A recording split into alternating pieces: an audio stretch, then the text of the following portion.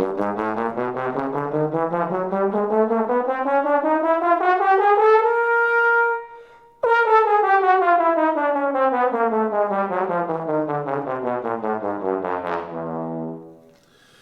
chromatic scale is one of the hardest things to do on the trombone, and you have to do one for your audition. So I recommend you make a plan.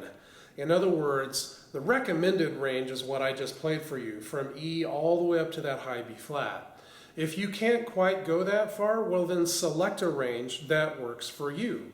Low F to F above the staff would be smart if that's all you can do. It's better to play cleanly than to try to do something that you're not quite ready to do yet.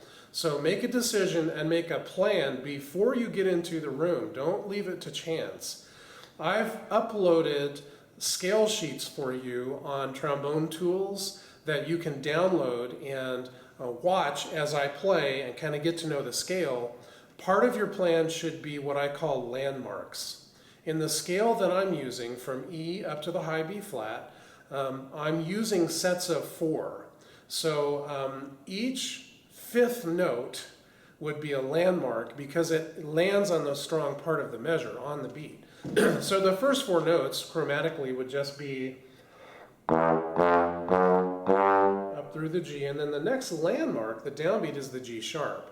So obviously E is a landmark, G sharp is a landmark, C would be a landmark, and then you're back to the E again.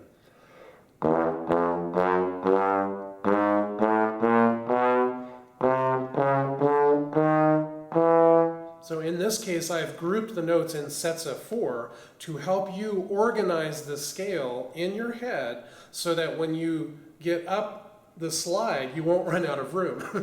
Trombone players tend to forget where they are in the scale. So organizing the scale rhythmically is very helpful. For your other scales, I recommend using the pattern of having a quarter note on each tonic.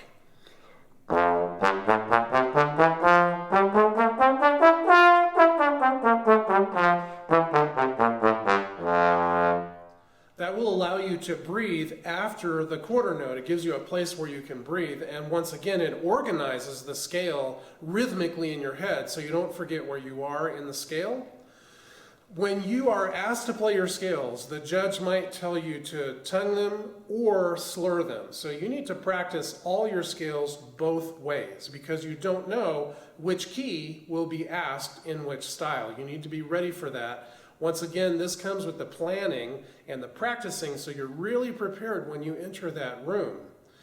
Don't forget that your scales are worth 150 points each. Now, the etudes are worth 200 points each, so that should tell you that the scales are pretty valuable, and if you don't practice them, you're at a real disadvantage.